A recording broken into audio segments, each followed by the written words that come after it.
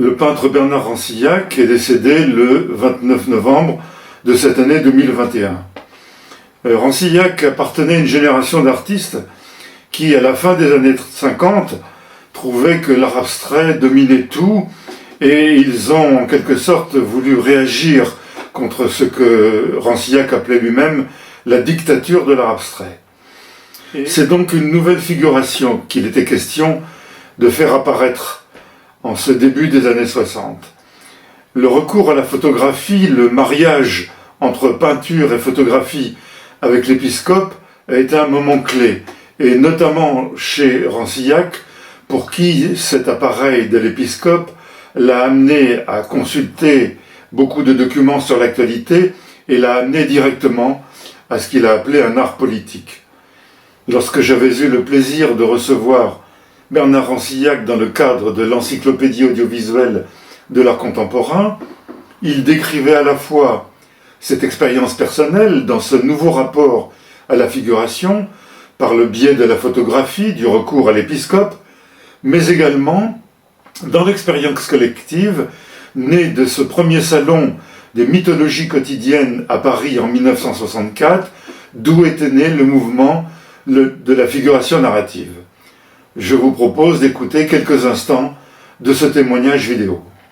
On a créé Mythologie quotidienne, par exemple. Je trouve que c'est une appellation qui aurait pu mériter de rester davantage, parce que ça recouvrait très bien ce qu'on voulait faire, au fond, puisqu'il y avait...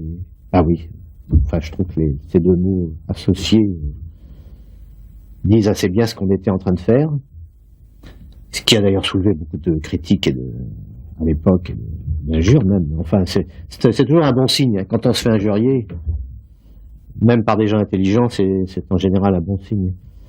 Et puis, on a fait, Gachot-Labo a inventé la figuration narrative, et puis, on était appelé, disons, la nouvelle figuration.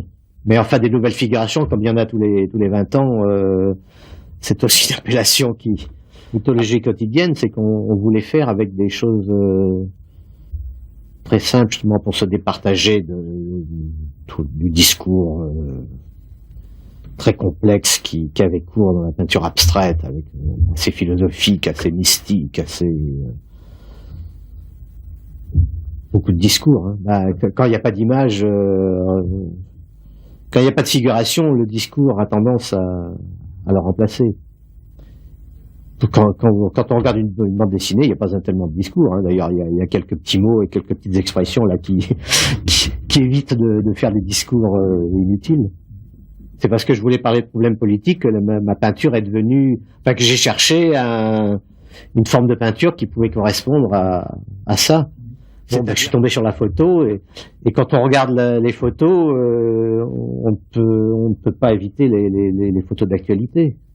Et de l'actualité à la politique. Enfin, la politique, c'est une façon de réfléchir sur l'actualité. Enfin, de se faire une opinion. C'est ça que ça veut dire, la politique. C'est essayer de comprendre ce qui se passe et